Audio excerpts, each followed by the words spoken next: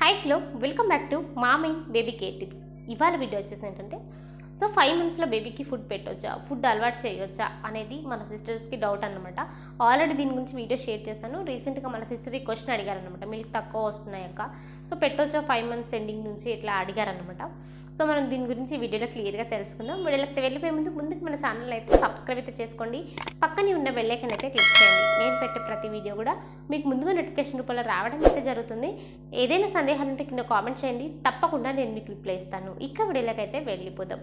So చాలామందికి ఈ doubt అయితే వస్తుంటుంది. ఎవరికంటే ముఖ్యంగా పాలు అనేవి తక్కువగా వచ్చిన మదర్స్కి ఈ డౌట్ వస్తుంది. ఎందుకంటే వీళ్ళకి స్టార్టింగ్లో పాలు మంచిగా వస్తాయి, 4 మంత్స్ 5 మంత్స్ పడినాక పాలు అనేవి తగ్గిపోతూ ఉంటాయి. ఇట్లా తగ్గినప్పుడు ఏమనుకుంటారంటే, సో ఫుడ్ పెడితే ఏమవుతుంది, ముఖ్యంగా 5 మంత్స్ అప్పుడు ఫుడ్ పెడితే ఏమవుతుంది, ఏం కాదులే అని అనుకుంటూ ఉంటారు.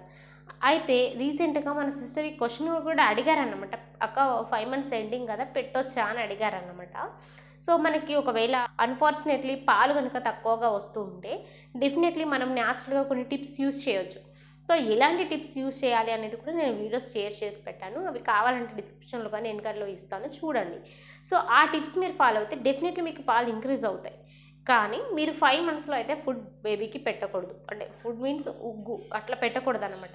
ఖచ్చితంగా 6 మంత్స్ పడినాకనే ఉగ్గు కానీ వాటర్ కానీ ఇవ్వాల్సి ఉంటుంది.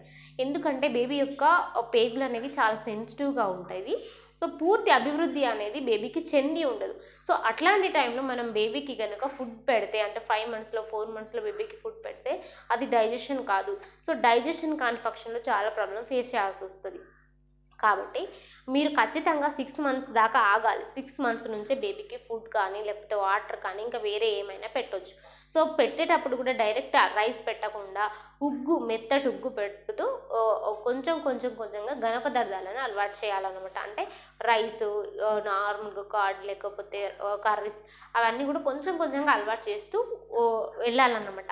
అంతేగాని ఒకేసారి రైస్ పెట్టకూడదు. సో ఇది గుర్తుపెట్టుకోండి. సో 5 మంత్స్ ఎండింగే కదా కానీ మీరు అనుకుంటే, సో 5 మంత్స్ ఎండింగ్ అయినా కూడా మీరు ఇన్ని రోజులు ఎలా ఫేస్ చేశారో ప్రాబ్లమ్ని, జస్ట్ ఇంకొక 10 days కూడా ఓపిక పట్టండి. సో ఓపిక పట్టిన తర్వాత ఆ 6 months complete and 5 months complete అయ్యి 6 మంత్స్ ఎప్పుడైతే పడుతుందో అప్పటి నుంచి మీరు ఫుడ్ అయితే పెట్టుకోవడానికి చూడండి అన్నమాట. ఎందుకంటే సో డెఫినెట్లీ బేబీ యొక్క పేగులు అనేవి కరెక్ట్ వృద్ధి చెందితేనే బేబీకి మంచిగా డైజెషన్ అవుతుంది, ప్రాబ్లం లేకుండా ఉంటుంది. సో మనం తర్వాత ప్రాబ్లమ్ని ఫేస్ చేస్తూ బాధపడే కంటే ముందుగానే కొంచెం జాగ్రత్త వహించండి. ఒకవేళ మీకు 4 మంత్స్ 3 మంత్స్లోనే పాలు తగ్గిపోయాయి అని మీకు డౌట్ వచ్చి బేబీ బాగా ఆకలికి ఏడుస్తుంది అంటే, సో మనకి ఫార్ములా మిల్క్ కూడా ఉంది. సో మీ పీడియాట్రిషియన్ని మీరు కలిస్తే ఖచ్చితంగా ఏదో ఒక ఫార్ములా మిల్క్ మీకు రాసిస్తారు. సో ఇలాంటి ఫార్ములా మిల్క్ వాడాలనేది కూడా నేను వీడియో షేర్ చేశాను. సో అవన్నీ కూడా కింద డిస్క్రిప్షన్లో ఇస్తాను, చూడండి. సో అట్లా వాడండి. సో 6 మంత్స్ తర్వాత మనం ఖచ్చితంగా బేబీకి ఫుడ్ అలవాటు చేసుకుంటాం. 5 మంత్స్లో పెట్టకూడదు. ఇంకా మీకు ఏమైనా సందేహాలు ఉంటే కింద కామెంట్ చేయండి, తప్పకుండా రిప్లై ఇస్తాను. Thank you so much.